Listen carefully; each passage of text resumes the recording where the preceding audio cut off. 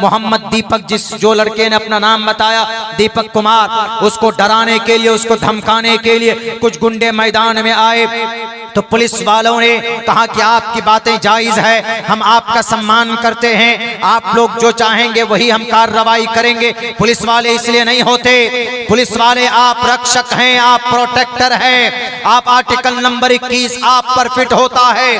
ایک ایک بھارتی کی جان کی رکشا کرنا آپ کی بڑی ذمہ داری ہے۔ آپ اگر کسی گنڈوں کو دیکھو تو ان کی شکل پہچانتے ہو تو نام سے ان کے اوپر FIR درج کرو اور پوری ایمانداری کے ساتھ ڈائری لکھ کر کے بھیجو۔ اب وہاں پر اتراکھنڈ کے کورٹ نے کوئی سنجان میں کچھ نہیں لیا، اس لیے کہ FIR جو درج کیا گیا اس میں اگیات لوگوں نے وہ بیچارہ 70 سال بوڑھے بابا کے دکان میں پہنچے، اگیات لوگ ہیں، ان کی شکلیں موجود ہیں اور ان کے نعرے موجود ہیں، سوشل میڈیا کے اندر میں ان کے گالی گلوچ والے بھاشن موجود ہیں۔ یہ سرپرستی کس کی ہو رہی؟ پولیس والوں کی ہو رہی۔ کچھ پولیس والے وردی کے اندر میں گنڈا بنے ہوئے ہیں، ورنہ آپ سے امیدیں ہوتی ہے ہماری جان کی رکشا کون کرے گا؟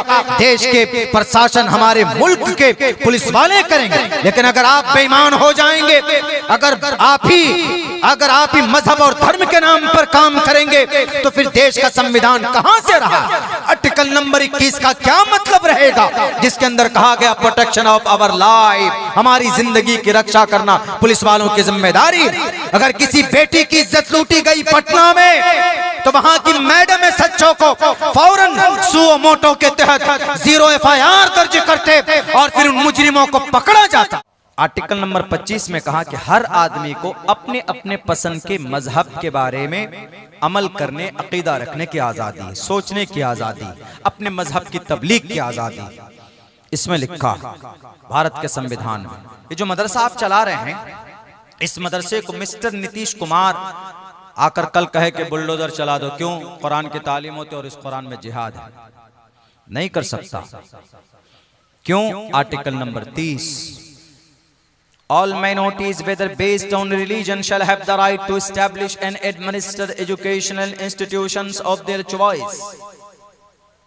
ہر مائنورٹی کو، مسلم، دلت، کرسچن، جین، بودھ، ان سب کو اپنے اپنے گرنتھ کی تعلیم اور اپنی اپنی پسندیدہ مذہبی زبان کی تعلیم کے لیے وہ لوگ اپنا ادارہ بنا سکتے ہیں۔ Article number 30۔ لیکن اتراکھنڈ میں کیا کہا گیا کہ نہیں چلا سکتے آپ مدرسہ؟ کیوں جی جناب؟ مدرسے میں قرآن کی تعلیم ہوتی ہے اور قرآن میں جہاد۔ 213 مدرسے بند کیے گئے۔ آپ کے بہار میں بھی تیاری چل رہی، آہستے آہستے آہستے فرقہ پرست طاقتیں قدم بڑھا رہے ہیں، اور ان میں سے ہمارے ہی کچھ میر جعفر میر صادق کے لوگ ان کو کرسی پر بٹھانے کے لیے محنت بھی کر رہے ہیں۔ ہر زمانے میں میر جعفر میر صادق کی اولاد ہے، بہرکیف ان سب سے بچ کر رہنا ہے۔ اور جب زد میں آتا ہے نا کوئی مدرسہ، پھر کوئی نہیں آتا سامنے، بس صرف مائک پہ بول دیتے ہیں، بل میں گھس جاتے ہیں، میدان میں کوئی نہیں آتا لڑنے کے لیے آپ کے لیے، پھر آپ اور ہم پستے ہیں۔ ابھی تو بہت خوبصورت لگتا رہے بھائی، وہ تو قوم کی بات کر رہا ہے، وہ تو مسجد کی بات کر رہا، مدرسے کی بات کر رہا، لیکن جب مسجد پر مدرسے پر بلڈوزر چلتا ہے تو کوئی نظر آتا بلڈوزر کے سامنے نہیں، پھر کون ہوتا؟ پھر آپ زد میں ہوتے ہیں۔ بہرکیف تو وہ مولانا صاحب کے گھر پہ پہنچے اور گھر پہ جا کر کہا کہ ارے بھائی آپ کیا پڑھا رہے ہیں ذرا دکھاؤ۔ وہ بیچارہ مولانا صاحب کیا پڑھائے گا؟ نورانی قاعدہ۔ نورانی قاعدہ میں کیا ہے؟ حروف تہجے ہے، تختی نمبر ہے، اخفاء اظہار ہے، الف با تا سا جیم ہا خا دال دال را زا سین شین صاد ضاد طا ظا فا قاف کاف۔ مخارج ہے، الف کا مخرج جوف دہن، با کا مخرج دونوں ہونٹوں کی طریقہ حصہ، یہ سب پڑھا جاتا۔ اور کیا پڑھتا؟ نورانی قاعدہ۔ قرآن سیکھنے کے لیے، ناظرہ سیکھنے کے لیے نورانی قاعدہ دیٹ از کمپلسری۔ انہوں نے پولیس والوں نے دیکھا، ارے بھائی یہ تو نورانی قاعدہ، یہ تو عربی ہے، اس میں عربی ہے تو اس کا مطلب جہاد کی تعلیم دے رہے ہیں آپ بچوں کو۔ یہ دیکھیں، یہ کہہ کر بیچارے مولانا صاحب کے گھر کو سیل کر دیا۔ ہے کوئی لڑ رہا؟ اتراکھنڈ میں نہیں، کوئی نہیں ہے۔ آپ کے بہار میں بھی سازشیں رچ رہی، آنے دیجئے فرقہ پرست طاقتوں کو، آہستے آہستے یہ جتنے بھی مدارس ہیں نا، نظروں میں آ کر ان سب کو کوئی نہ کوئی لین لگا کر، کوئی نہ کوئی ایلیگیشن لگا کر اس کو بند کرو جی، سیل کرو جی، تمہارے رجسٹر کمپلیٹ نہیں ہے، چندہ کہاں سے آتا ہے جی؟ کلداسپور کے مدرسے میں ہر سال اتنا عالیشان جلسہ کرتے ہیں، باہر سے علماء کو بلاتے ہیں، اور اس میں جو پیسہ خرچہ ہوتا ہے یہ پیسے کہاں سے آ رہے ہیں؟ آڈٹ دکھاؤ۔ یہ ساری چیزوں میں آپ کو پریشان کریں گے۔ حالانکہ آرٹیکل نمبر 30 میں لکھا ہے all minorities whether based on religion shall have the right to establish shall have the right، اس کو اجازت ہے بھائی قرآن کی تعلیم دینا چاہتا ہے کوئی، اگر کوئی آدی گرنتھ کی تعلیم دینا چاہتا ہے تو اجازت ہے اس کو۔ ہاں اگر آپ کو دیکھ رہا ہے کہ بھئی کلداسپور کے مدرسے کے اندر میں کچھ اللیگل ایکٹیویٹی ہو رہا ہے، یہاں پر جنگ کی تعلیم دی جا رہی ہے یا یہاں پر جنگی جہادی پیدا کیے جا رہے ہیں، تو آپ کو اجازت ہے، آپ کو حق ہے، آئیے مقابلہ، آئیے تحقیق کیجئے، کارروائی کیجئے، لیکن چڑھتے ہوئے سورج کی طرح مجھے یقین ہے because I was and right now I am a student of a madrasa because I spent 14 years completely in the madrasa۔ ہم نے ناظرے سے لے کر فضیلت تک، فضیلت سے لے کر تکمیل تک، تکمیل علوم تک ہم نے مدرسوں میں اپنا وقت گزارا ہے۔ ان مدرسوں کو ہم جانتے ہیں کہ کسی بھی مدرسے کے اندر ذرہ برابر کوئی کام اللیگل نہیں ہوتا ہے، بلکہ اپنے مدرسے کے اندر بیٹھ کر اس دیش کی امن اور شانتی کے لیے، اس دیش کے اندر، اس دیش کی ترقی کے لیے ہمارے علماء دعا کرتے ہیں، اور دعا ہی نہیں کی ہے بلکہ دوا بھی کی ہے۔ انگریز کے خلاف میدان میں ہمارے علماء ہی لڑے تھے، لیکن خامخواہ کیا نہیں جی جناب جہاد ہے، قرآن میں جہاد ہے۔ قرآن کتنے سال میں اترا؟ 23 سال میں۔ جہاد کی آیت کب نازل ہوئی؟ 14 سال بعد پہلی آیت نازل ہوئی، اقرأ بسم ربک الذی خلق، پہلی آیت اقرأ بسم ربک الذی کی نازل ہونے کے 14 سال، 14.5 سال کے بعد تب آیت جہاد نازل ہوئی۔ بیچ میں 14 سال کوئی لڑائی کی آیت نہیں، کوئی جہاد کی آیت نہیں، کوئی قتال کی آیت نہیں۔ اللہ کے نبی مکہ میں کتنے سال رہے؟ 13 سال رہے۔ اللہ کے نبی نے کسی سے لڑائی کی؟ کیا اللہ کے نبی کمزور تھے؟ اللہ کے نبی کے بازوؤں میں طاقت نہیں تھی کیا؟ میرے بھائیوں، آپ لوگوں کو معلوم ہونا چاہیے جناب محمد الرسول اللہ 13 سال تک رہے، تکلیف دی گئی، اذیت دی گئی۔ بھارت کا سنویدھان بلکہ سپریم کورٹ کا یہ کہنا ہے کہ اگر کسی مسلمان کو اگر کسی بھی بھارتی کو کوئی تکلیف پہنچاتا ہے، کشٹ پہنچاتا ہے، اگر کوئی کسی کو مارتا ہے تو اپنی جان کی حفاظت کے لیے، اپنی رکشا کے لیے وہ آدمی سیلف ڈیفنس کے لیے کوئی ہتھیار اٹھا سکتا ہے، پتھر اٹھا کر سامنے راکشس ڈاکو کو مار سکتا ہے اپنی جان کی رکشا کے لیے۔ اللہ کے نبی 13 سال تک مکہ میں رہے۔ سب سے زیادہ تکلیفیں کس نے پہنچائی؟ ابو جہل نے بی بی سمیہ کے جسم کے 2 ٹکڑے کیے، بی بی سمیہ کے جسم کے 2 ٹکڑے کیے ابو جہل نے۔ اللہ کے نبی نے کہا کہ لاؤ تلوار، میں ابو جہل سے مقابلہ کرتا ہوں، نہیں کہا، نہیں کیا، بلکہ اللہ کے نبی نے کہا کہ سمیہ صبر کرنا، جنت اللہ عطا فرمائے گا۔ اسی ابو جہل نے حضرت بلال حبشی کو، ان کے چیلے چپاٹوں نے بلال حبشی کو تکلیفیں پہنچائی۔ اللہ کے نبی نے کہا کہ بلال صبر کرو۔ حضرت خباب بن ارت کو انگاروں پر لٹا کر تکلیفیں دی گئی، ان کے پیٹھ کو بھون دیا گیا۔ اللہ کے نبی نے کہا کہ اے خباب صبر کرو۔ حضرت زبیر کی آنکھیں نکال کر باہر پھینک دی گئی۔ اللہ کے نبی نے کہا کہ صبر کرو۔ ابو جہل کا پیٹ نہیں بھرا، تب بھی ابو جہل نے کہا کہ ارے من نہیں بھرتا ہے، چلو ذرا اور کسی طرح کا ظلم کرے۔ میرے بھائیوں، تو پھر ابو جہل نے کیا کیا؟ نبی اور ان کے ماننے والوں کو شیب ابی طالب ایک گھاٹی کے اندر بند کر کے تالا ڈال دیا کہ نہ کوئی باہر سے اندر جائے گا، نہ کوئی اس گھاٹی سے باہر آئے گا، اور کوئی کھانے پینے کے لیے 1 سال 2 سال کا سامان تھا، کھانا پینا ختم ہو چکا تھا، صحابہ بھوک سے تڑپنے لگے تھے وہاں پر، لیکن اللہ کے نبی نے تلوار نہیں اٹھائی۔ 13 سال تک قید با مشقت کی زندگی گزارنے کے بعد نبی پاک علیہ السلام نے کسی انسان کو 1 تھپڑ تک نہیں مارا تھا۔ ابو جہل نے ہر طرح کے مظالم ڈھائے، عتبہ نے، شیبہ نے، ولید نے، حنظلہ نے، مغیرہ نے، نبی پاک علیہ السلام کو وہاں سے نکلنے پر مجبور کر دیا گیا، نبی کو گھر چھوڑنے پر مجبور کیا گیا۔ اللہ کا حکم ہوا، نبی اور ان کے ماننے والے مکہ مدینہ چلے جاتے ہیں، 1.5 سال تک وہاں پر رہتے ہیں، گھر سے باہر کر دیا گیا، گاؤں سے نکال دیا گیا، تب بھی نبی پاک علیہ السلام نے تلوار اور انتقام کی بات نہیں کی، تلوار نہیں اٹھائی۔ آج جہاد کی بات کرنے والے نبی کو تلواروں والا نبی کہنے والے، نبی کو جہادی کہنے والے، نبی چاہتے تو ڈے 1 سے پہلے دن سے ہی تلوار اٹھا کر جبرن کلمے کی تبلیغ کر سکتے تھے، لیکن اسلام اس کی اجازت نہیں دیتا، خدا کا قرآن اس کی پرمیشن نہیں دیتا ہے۔ 13 سال کے 14.5 سال گزرنے کے بعد مکہ سے مدینہ چلے گئے، مدینے میں بھی اللہ نے تب کہا اے نبی لڑو، مقابلہ کرو ان لوگوں سے جنہوں نے تم پر ظلم کیا ہے۔ اذن للذین یقاتلون بانہم ظلموا، اے محمد اب اجازت دی جاتی ہے۔ کس وجہ سے؟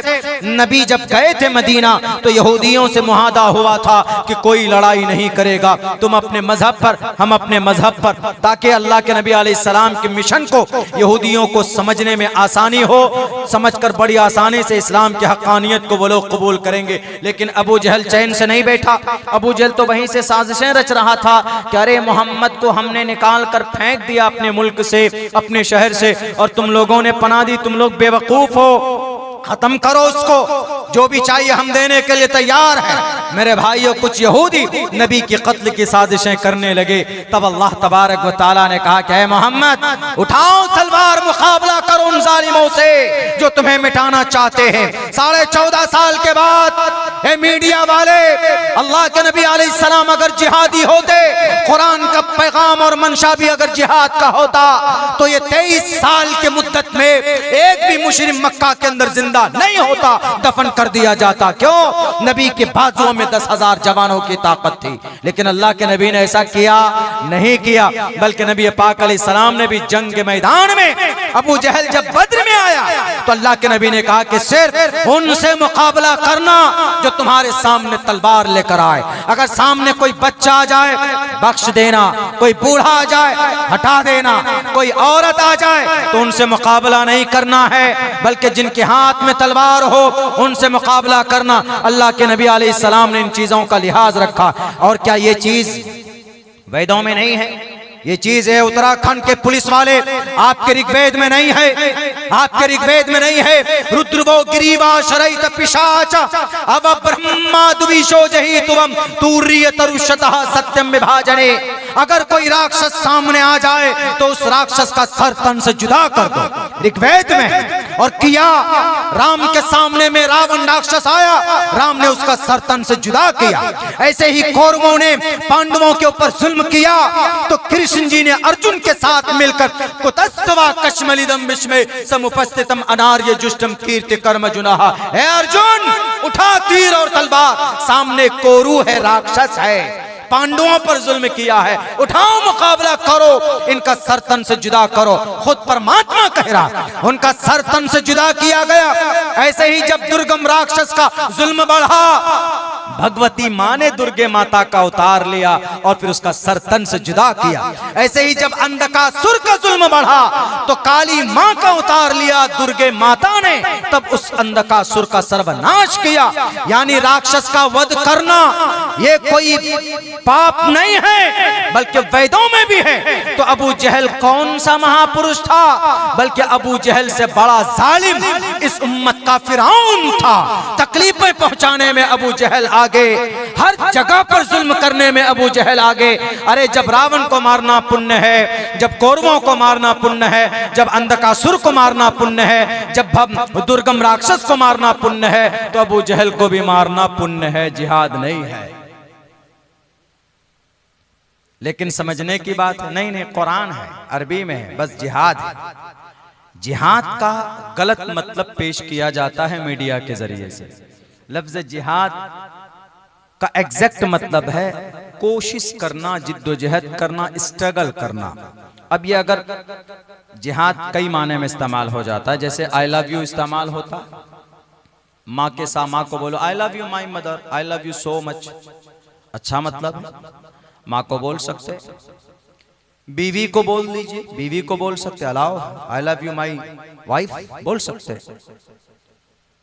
بہن کو بول سکتے ہیں I love you my sister، بیٹی کو بول سکتے I love you my daughter، برادر کو بول سکتے I love you my brother۔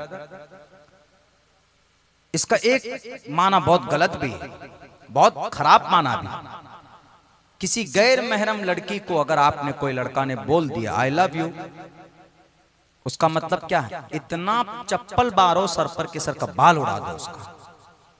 I love you ماں کو بول سکتے، بیوی کو بول سکتے، بیٹی کو بول سکتے، پریوار والوں کو بول سکتے، دوست کو بول سکتے، لیکن غیر محرم کو نہیں بول سکتے۔ اس کا ایک مطلب غلط بھی ہے۔ ایک ہی لفظ ہے I love، love means پیار، محبت۔ بازارو لینگویج ہے، یہ سمجھانے کے لیے صرف بول رہا ہوں، اوتھینٹسٹی نہیں ہے، اس کو دلیل نہیں مانیے گا۔ آسانی سے جو بات سمجھ میں آ جائے تو اس کو بس سمجھنے تک ہی رہنا چاہیے، لیکن اس کا ایک مطلب غلط بھی۔ لفظ جہاد، اگر کوئی آدمی جیسے کلداس پور جیسی جگہ پر، یہاں ایک اتنا خوبصورت تعلیمی ادارہ ہے، تعلیم پر محنت کر رہے ہیں یہاں کی پوری ٹیم، پوری جماعت، تو یہ جہاد بالتعلیم، تعلیم پر محنت ہو رہی ہے۔ یا کچھ آدمی ہے من نہیں کرتا کہ نماز پڑھیں، لیکن پھر بھی اللہ کی رضا کے لیے جاتا ہے، ٹھنڈ پانی سے وضو کرتا ہے، شیطان کہتا ہے بستر میں گھسے رہو یار، کیا جاؤ گے، نماز پڑھو گے، پڑھ لینا بعد میں، کل پڑھ لینا، پرسوں پڑھ لینا، لیکن نہیں، اللہ کی رضا کے لیے اٹھتا ہے، بڑی اس میں، اس کے بعد وضو کرتا ہے، پھر نماز پڑھنے جاتا ہے۔ تو یہ جہاد بن نفس ہے، جہاد بن نفس، خواہش نفس کے خلاف جہاد کر رہا۔ جب جہاد رن بھومی میں ہو، میدان کارزار میں ہو، تو وہاں قتال کے معنی میں آتا ہے، ڈیفنس کے معنی میں آتا ہے۔ جیسے جنگ بدر میں ابو جہل سامنے، ادھر کون سامنے؟ دو بچے، دو نوجوان بچے، نوجوان بھی نہیں، جوان بھی نہیں ہوئے تھے پورے طرح، ایک کی عمر 13 سال، ایک کی عمر 14 سال۔ آج کل ہمارا 13-14 سال کا بچہ پب جی گیم موبائل میں کھیلتا، اس میں بزی رہتا۔ وہاں پر وہ دونوں بچے، اے چچا، ایک صحابی تھے بڑے، ذرا بتاؤ تو یہ ابو جہل کون سا ہے اس میں سے، ذرا بتائیے۔ کہا کیا کرو گے؟ کہا اس کا خاتمہ کرنا ہے۔ کہا کیوں؟ ابو جہل ہے، وہ سردار ہے۔ کہا نبی کو گالی دیتا ہے۔ بس انہوں نے کہا کہ جو دیکھ رہے ہو گھوڑے کے اندر میں جن کے ہاتھ میں چھڑی ہے، جو ادھر سے ادھر کر رہا، کہا ہاں وہی ہے، ہاں وہی، ابھی آتے ہیں ہم۔ دونوں بھائی دوڑتا ہے، شیر کی طرح جا کر اچھل کر وار کرتا ہے ٹخنے میں، یہ گھٹنے کے اندر میں تلوار لگتی ہے۔ اس زور کا حملہ تھا کہ درد برداشت نہیں کر پاتا ابو جہل، فوراً گھوڑے سے نیچے گرتا ہے۔ یہ جہاد ہے، اور جو قرآن میں ہے کہیں فَقْتُلُوا الْمُشْرِكِينَ حَيْثُ وَجَدْتُمُوهُمْ، اس کو ہندو لوگ سمجھتے ہیں کہ نہیں، وہ جو اتراکھنڈ میں وہ جو بیچارہ ملا جی ہے، بابا جی ہے، وہ بابا جی کو کہہ رہا کہ ارے یہ جہادی کا نام بدلو۔ جہادی پوری زندگی میں میرے خیال سے وہ بوڑھے بھائی کہیں کسی پروٹیسٹ میں بھی شریک نہیں ہوں گے، وہ جہادی بول دیا اس کو، اتنا بدنام کر دیا گیا اتنا پوتر لفظ کو کہ بڑے تعجب کے بات کہنی پڑتی ہے یہاں پہ۔ تو اس کا ترجمہ غلط سمجھ لیتے ہیں کہ نہیں فَقْتُلُوا الْمُشْرِكِينَ، مشرکین سے مراد ہندو ہے، مشرکین سے مراد وہ یہودی تھے جنہوں نے ابو جہل کے ساتھ مل کر نبی کی قتل کی سازشیں رچی تھی۔ اسی لیے اللہ کے نبی کو اللہ نے کہا کہ جہاں پاؤ ان نالائقوں کو ان کا خاتمہ کرو۔ جیسے ہمارے ملک ہندوستان میں اگر کوئی یہاں پر مودی کے خلاف یا دیش کے سیکیورٹی کے خلاف اگر سازشیں رچے گا، چاہے وہ پاکستان کا جاسوس ہو یا سری لنکا کا یا بنگلہ دیش کا، تو کیا اس کو بھارت کی سرکار کہے گی کہ اے محبوب آؤ پھول برساتے ہیں، تمہارا سمان کرتے ہیں؟ نہیں، دیکھیں گے جاسوسی ثابت ہو گئی تو فوراً اس کو سزائے موت دی جائے گی۔ ایسے ہی اللہ کے نبی کا آرڈر اللہ کے طرف سے تھا ان جاسوسوں کے لیے، ان سازش کرنے والوں کے لیے جو محمد رسول اللہ صلی اللہ علیہ وسلم کو ختم کرنا چاہتے تھے۔ ہم اسی لیے کہتے ہیں کہ پڑھایا جائے قرآن کو بھی، اور ہندو بھائیوں اپنے گرنتھوں کو پڑھیں گے تو دھرم کے رکشا کا مطلب جو صحیح ہے وہ سمجھ میں آئے گا۔ کوئی کسی قرآن کے خلاف نہیں بولے گا، کوئی کسی مسلمان تو بولتا ہی نہیں، نہ گیتا کے خلاف بولتا، نہ رامائن کے خلاف بولتا، نہ ویدوں کے خلاف بولتا، کبھی بھی نہیں بولتا۔ حالانکہ اسلام میں کانسیپٹ ہے کہ بھئی ایک ہی خدا ہے. کبھی دیکھا کسی مسلمان نے کہا ارے یہ 3-4 خداؤں کو کیوں مانتے ہیں؟ کسی اسپیچ میں سنا؟ ہم بھی اگر بولتے ہیں تو ہم کہتے ہیں اس بات کو کہ ویدوں میں ہے ایکو دیوا سرو بھوتیشو گوڑا، دیو ایک ہے، اس ایک دیوتا کی ہی پرماتما کی ہی پوجا ہونی چاہیے. تسیتے بھکتیوان سے شیامے پرماتما ہم تیری پوجا کرتے. ایشور ویدوں کے حکم کے حساب سے انسانوں کو زندگی گزارنا چاہیے تو ایشور خوش ہوتا. ہم بھی مثبت انداز میں بولتے. ہم کبھی نہیں کہتے ہندو بھائیوں کو کہ تم رام کی مورتی کو کیوں پوجتے ہو. مورتی پوجا کرنا جیسے ہندو دھرم کے اندر غلط ہے، ویسے اسلام میں بھی پیری مریدی قبر پر جا کر سجدہ کرنا غلط ہے. ہم تو اس بات کی وضاحت کرتے ہیں اگر کہیں پر بھی کسی مورتی کو پوجنے کی اجازت نہیں، شرک کی اجازت نہ تو قرآن میں ہے نہ وید میں ہے. قرآن میں منع کیا گیا ان الشرک لظلم عظیم ان اللہ لا یغفر ان یشرک بہ ویغفر ما دون ذلک لمن یشاء. شرک اللہ کو پسند نہیں ہے. رگ وید میں بھی ہے اندنت مہا پریو شانتی اسمبھوتی مپاستی تتو بھویئی بیوتی تمویو سمبھوتی امرتہ، کہ پرماتما کے مجسمہ اور ان کی کسی صورت یا کسی آگ، کسی ہوا، کسی پانی، کسی مٹی کی پوجا نہیں کی جا سکتی. اور اگر ان تینوں چاروں پانچوں مادے کے ذریعے سے کوئی اگر مورتی بنائی جائے تو اس مجسمے کی بھی پوجا نہیں کی جا سکتی. وہ گناہ ہے، وہ پاپ ہے، کیونکہ ایشور وہ ہوتا ہے جس کی کوئی شکل و صورت نہیں ہے. لیس کمثلہ شیء نہ تس پرتماستی، اس پرماتما کا کوئی وجود ہی نہیں. لیکن پرماتما ہے، خدا ہے. جو لوگ بولتے ہیں کہ خدا نہیں ہے وہ بے وقوف ہے، وہ جاہل ہیں کہ خدا نہیں ہے. ایک گاڑی کی ڈرائیور کو چلانے کے لیے، گاڑی کو چلانے کے لیے ڈرائیور کی ضرورت پڑتی ہے. پوری دنیا کو چلانے کے لیے اس کا کوئی ڈرائیور نہیں.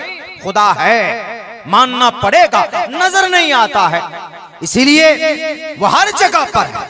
دنیا کے ہر مذہب کے اندر میں تقریباً خدا کا وجود ہے سوائے کمیونزم کے. کمیونزم خدا کو نہیں مانتے. کمیونزم جو چائنا میں بستے ہیں، چائنیز خدا کو نہیں مانتے. وہاں کچھ بدھسٹ ہیں وہ گوتم بدھ سدھارتھ کو خدا مانتے ہیں. وہ کہتے ہیں کہ نہیں ہماری عقل ہی خدا. جیسے یہ اپنے بھارت کا وہ ڈاکٹر وہ کیا نام ہے وہ اختر صاحب، جاوید صاحب کہتے ہیں کہ نہیں عقل سب سے بڑی چیز ہے، سب سے بڑی خدا عقل ہے. ایسا نہیں ہے. اللہ تبارک و تعالیٰ کی ذات ہے، وہی اول ہے، وہی آخر ہے. بہرکیف یہ وہ قرآن ہے جو کسی کو کشٹ اور کسی کو تکلیف دینے کی بات نہیں کرتا ہے. میرے بھائیوں، میرا وقت 2 بجے تک تھا اور 2 بجے کا وقت ہو گیا. آپ سب بھی ایسے ہو رہے ہیں. اخیر کے اندر میں ایک واقعہ بتاتا ہوں مختصراً، اس کے بعد اپنی بات ختم کرتا ہوں. وہ یہ ہے کہ آج اتنا سب کچھ ہو رہا ہے قرآن کے خلاف، مدرسے کے خلاف، مسجد کے خلاف. اللہ کی مدد کیوں نہیں آ رہی؟ There is 2 things we have lost. 2 چیزیں ایسی ہیں جس کو ہم کھو رہے ہیں، اور یہ دونوں چیزیں اگر آج بھی ہو تو اللہ کی مدد اور نصرت آج بھی آ سکتی ہے. وہ 2 چیز کیا ہے؟ وہ 2 چیزیں اگر آج بھی ہو، ارے اللہ تبارک و تعالیٰ آج بھی ہے. ایسا نہیں کہ نبی کے زمانے میں تھا، صحابہ کے زمانے میں تھا، اللہ نے مدد کی اور اللہ بھی تماشا دیکھ رہا ہے. ایسا نہیں ہے، اللہ آج بھی ہے. وہ 2 چیزیں کیا ہے؟ اللہ کی مدد آج بھی آ سکتی. سب سے پہلے نمبر پر ایمان کامل کا ہونا، اللہ کی ذات پر یقین ہونا کہ اللہ تبارک و تعالی ہی سب کچھ کرتا ہے، اللہ ہی قادر مطلق ہے. یہ یقین ہم مسلمانوں میں بہت کم ہے، بہت کم. ایمان کمزور. مکھیا جی پر بھروسہ، سرپنچ صاحب پر بھروسہ، MLA صاحب پر بھروسہ، MP صاحب پر بھروسہ، شیروانی والا پر بھروسہ. اللہ کی ذات پر بھروسہ نہیں. اللہ کی ذات پر پہلے نمبر پر بھروسہ، بعد میں ان چیزوں پر. سبب کو منع نہیں کیا ہے، پہلے اللہ کی ذات پر. ایک واقعہ آپ سناتا ہوں، آپ کو سمجھ میں آ جائے کہ ہمارے استاد تھے، ان کے بیٹے کا جنم ہوا بہت دنوں کے بعد میں.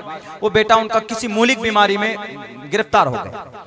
اس کو ایڈمٹ کرایا، وینٹیلیٹر پر رکھا. 1 مہینہ رہا. بچہ نہ رو رہا ہے، نہ ہنس رہا ہے، نہ بول رہا، کچھ نہیں، ڈیتھ، کوما میں. ڈاکٹر نے کہا کہ اے قاری صاحب بیٹے کو لے کے جائیے، کیوں خواہ پیسہ خرچہ کر رہے، 10-12 ہزار روپے کا بل آ رہا ہے. یہ بچہ ایسا لگ رہا ہے جیسے ڈیتھ ہو گیا، مر گیا بچہ، موت ہو چکی. کہا کیوں؟ کہا کہ اس بیماری کا بچہ نہیں بچتا، آج تک ریکارڈ نہیں ہے، اسی لیے لے کر جائیے. انہوں نے کہا کہ اچھا. پتہ کیا کہا قاری صاحب نے؟ کہا تو خدا ہے، تو جو کہہ رہا ہے کہ بچہ ہمارا مر گیا. کہا کہ ڈاکٹر سن، اگر میرے خدا نے اس بچے کو موت دے دی ہے تو خدا کو اپنا فیصلہ بدلنا پڑے گا. یہ کفریہ جملہ ہے. خدا اپنا فیصلہ بدل سکتا کسی کے کہنے پر؟ نہیں، خدا ہی کچھ کرے تو وہی ہے، ورنہ ہمارے آپ کے کہنے پر اللہ چلے گا؟ بالکل نہیں۔ لیکن اس نے کہا کہ اگر اللہ نے یہ فیصلہ لے لیا ہے اس بچے کو موت کا تو اللہ کو اپنا فیصلہ بدلنا پڑے گا۔ اب چاروں طرف شور ہو گیا، ارے قاری صاحب نے تو اس طرح کی بات کی۔ سب نے کہا اے قاری صاحب جملہ واپس لیجئے، ایمان ختم، آپ اللہ سے ٹکر لے رہے ہیں۔ تو اللہ نے کہا کہ نہیں، بالکل، میں پھر بولتا ہوں، اگر اللہ نے اس بچے کے حق میں موت لکھ دیا ہے تو اس جگہ پر موت نہیں، زندگی اللہ کو لکھنی پڑے گی۔ یہ کہہ کر فون لگاتے ہیں ایک جگہ پر، مدرسے میں، کلداز پور کے مدرسے میں محتمم صاحب کو فون لگایا، ناظم صاحب ذرا ایک جلدی سے بکرا خریدیے تو، کھسی۔ دیکھیے دعویٰ تو کر دیا، اللہ کی ذات پر بھروسہ ہے، لیکن اب پروسیس میں جا رہے ہیں، اب سبب اختیار کر رہے ہیں۔ یہ دنیا دار الاسباب ہے، بیٹھے بیٹھے نہیں، اللہ سب کچھ کھلائے گا، بیٹھے رہیے، کچھ نہیں کھلائے گا، بھوک سے مر جاؤ گے تڑپ تڑپ کر۔ اس کے ساتھ سبب ہے، اللہ کھلا سکتا، لیکن اللہ نے نظام نہیں بنایا نا، اللہ کا نظام ہے، سسٹم ہے۔ پرائم منسٹر سے ملنا ہے تو ڈائریکٹ جائیں گے، مودی جی ہم آپ سے ملنے آئے، نہیں، پرائم منسٹر سے ملنا ہے تو 15-20 دن پہلے آپ کو پی ایم او میں جا کر درخواست دینا ہے، کس ایشو پہ ملنا ہے، وہ پھر اپروول دیں گے، اس کے بعد پھر وقت دیں گے، پھر تبھی جا کے مل سکتے ہیں آپ، ایسے نہیں مل سکتے۔ جب ایک دنیا کے پی ایم سے نہیں مل سکتے آپ، تو اب اللہ تبارک و تعالیٰ سے کام کرانے کے لیے ڈائریکٹ ایسے کر لیجئے گا، کچھ نہ کچھ سبب ہے، کچھ نہ کچھ واسطہ ہے، کچھ نہ کچھ راستہ ہے۔ اللہ نے جو ضابطہ بتایا اس ضابطے کو ماننا پڑے گا، شریعت میں جو باتیں اس کو وہ کرنی پڑے گی۔ بہرکیف فوراً فون کیا، ایک بکرا خریدیے، خریدنے کے بعد کہا جی، کہا فوراً ذبح کیجیے۔ بکرا خرید کر ذبح کیا، اس بچے کے نام پر صدقہ کیا۔ اللہ کے نبی کی حدیث ہے الصدقۃ ترد البلاء، صدقہ بڑی بڑی پریشانیوں کو ٹال دیتی۔ کہا گیا کہ جیسے ہی بکرا ذبح ہوا، بچے کی رونے کی آواز آئی مشین کے اندر سے، بچہ رونے لگا، ٹھیک ہو گئے، 2 دن میں وہاں سے لائے۔ ڈاکٹر دیکھ کر، ڈاکٹر ہندو تھا، پیروں میں پڑ گیا، آپ تو بھگوان ہیں، کس کو فون لگائے تھے آپ؟ یمراج کو لگائے تھے کیا؟ ابھی کس کو فون لگائے تھے آپ؟ فون لگانے کے آدھے گھنٹے کے بعد میں بچہ آپ کا رو اٹھا، جو ہم 1 مہینے سے پریشان ہیں، دنیا کے کون سی دوائی نہیں دی، کس کو فون لگائے تھے؟ کس سے کنیکشن ہے آپ کا؟ کہا کسی سے نہیں، اوپر والا۔ اللہ کے نبی کی حدیث ہے، کچھ اللہ کے بندے ایسے ہوتے ہیں اگر وہ قسم کھا لیں تو اللہ ان کی قسم کو پورا کرتا ہے۔ لو اقسم باللہ لا برہ اللہ، دکھنے میں لگے گا کہ پاگل ہے، دیوانہ، مجنون ہے، کچھ بھی نہیں، لیکن اللہ سے ڈائریکٹ کنیکشن ہوتا ہے۔ اگر وہ قسم کھا لے کہ ابھی اللہ کو بارش کرنا پڑے گا تو اللہ بارش کرتا ہے اس کی رضا کے لیے۔ اسی لیے کہا جاتا من کان للہ کان اللہ، جو اللہ کا ہوتا ہے اللہ اس کا ہو جاتا ہے۔ یہ حالت ہماری آپ کی ہے؟ بالکل بھی نہیں۔ نماز بھی پڑھتے تو کہاں سے انتظام ہوگا، کہاں سے انتظام ہوگا، پورا دھیان ادھر ادھر ادھر ادھر۔ نماز جیسی عبادت میں سب کی ہوتی، کبھی کبھی تو ایسا ہوتا ہے کہ نماز میں کون کون سی سورت پڑھ رہے ہیں پتہ ہی نہیں چل رہا، مغرب میں 3 کی بجائے 4 پڑھ لے رہے ہیں پتہ ہی نہیں چل رہا۔ نمازی میں سب کچھ سوچتے ہیں۔ تو انہوں نے دیکھے پروسیس کو اپنایا، اللہ کی ذات پر بھروسہ کی پروسیس کو اپنایا۔ تو سب سے پہلا نمبر یقین اللہ کی ذات پر، اور دوسرے نمبر پر نیک عمل۔ یہ 2 چیزیں اگر آپ کے اندر پائی جاتی ہے تو آپ زمین پر دعا کرو گے، انشاءاللہ آسمان پر اللہ اس کا فیصلہ کرے گا۔ تھوڑا بہت لیٹ سویر ہو سکتا ہے اور اللہ کی نصرت اور مدد آئے گی۔ ارے آج بھی وہی اللہ ہے جس نے مسجد بیت اللہ کو بچانے کے لیے ابرہہ کو بھیجا، بدر کے میدان میں حضرت جبرائیل امین کی نگرانی میں کئی سو فرشتوں کو بھیجا۔ آج بھی تو وہی اللہ ہے نا، جب اللہ تبارک و تعالیٰ نے کفار مکہ جب آپ کو قتل کرنا چاہتے تھے، اللہ تبارک و تعالیٰ نے وہاں سے نکالا، یوں پتہ بھی نہیں چلا ان لوگوں کو۔ آج بھی وہی اللہ ہے، تو پھر کیا وجہ ہے کہ اللہ کی نصرت اور مدد نہیں ہے؟ اللہ کی نصرت اور مدد آج بھی آ سکتی ہے، شرط یہ ہے کہ ویسا عقیدہ اور ویسا ایمان اور ویسا عمل کی ضرورت ہے جیسے صحابہ کرام کا تھا۔ کیا صحابہ کرام سے زیادہ بڑھ کر آپ کا ایمان نہیں؟ ہمارا اور آپ کا ایمان صحابہ سے زیادہ بڑھ کر قیمتی ہے، کیوں؟ صحابہ تو نبی کو دیکھ کر فرشتے کو وہی نازل ہوتی تھی اس کیفیت کو دیکھ کر ایمان لاتے تھے، اور آپ تو قیامت، جنت، جہنم، آخرت اور اللہ کو بنا دیکھے کہے پر ایمان لاتے تھے، اس لیے ہماری ایمان کی زیادہ قیمت ہے۔ مفتی سعید احمد صاحب پالنپوری فرماتے ہیں کہ ہماری ایمان کی زیادہ قیمت ہے بالمقابل صحابہ کے۔ ہاں وہ الگ بات ہے کہ صحابہ کا مقام و مرتبہ الگ ہے، ہم چھو نہیں سکتے اس مقام و مرتبہ کو، ہمارا مقام و مرتبہ وہ نہیں ہو سکتا، لیکن ان سے بڑھ کر ہمارا ایمان ہو سکتا ہے آج بھی۔ شرط یہ ہے کہ یہ دو تین چیزیں کر لیں، انشاءاللہ اللہ تبارک و تعالیٰ کی نصرت اور مدد آج بھی آپ کے قدم چومنے کے لیے تیار ہے۔ میرے بھائیو بہت زیادہ تھکا ہوا ہوں، رات بھی تقریباً وہاں سے 4 بجے فری ہوئے تھے اور پھر چلے گئے ہم لوگ ایئرپورٹ سے، اس کے بعد پھر یہاں پورنیہ پہنچے، وہاں سے پھر گھر گئے، گھر سے پھر یہاں آئے، ابھی تک ڈھنگ سے سوئے نہیں، آرام نہیں کیا ہے، بس یہ ہے کہ تھکا ہوا ہوں۔ وعدہ کیا تھا آپ سب